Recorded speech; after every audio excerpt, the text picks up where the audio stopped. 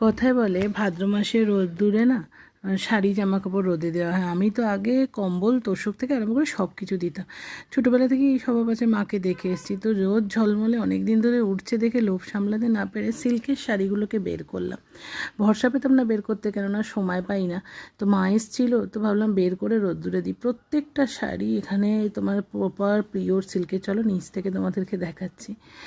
তো এই দেখে এতগুলো শাড়ি রোদে দিয়েছি অনেকক্ষণ, প্রায় 15-20 মিনিট রিপিট করে, 15-20 মিনিট রিপিট করে, বেশি আবার দেওয়া যায় না, নাহলে গায়ে মানে জ্বলে যায় রঙগুলো। খুব সুন্দর আমার প্রত্যেকটা প্রিয় শাড়ি। তো মানে তখন বিষ্ণুপুরি পিওর সিল্ক, এর মধ্যে বালুচরি হেনা টেনা সব রকম রয়েছে।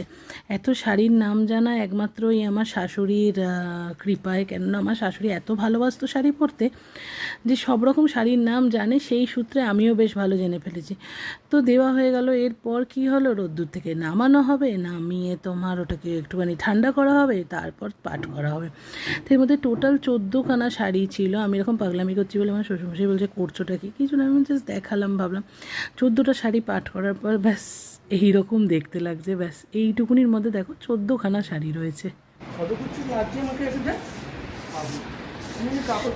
মা যখন মেয়ের ম্যাক্সি পরে, মা হচ্ছে সুন্দর চেহারাওয়ালা আর মেয়ে হচ্ছে ডিঙ্কা চিকেন। আমি ব্লগ করা ছেড়ে দিয়েছি।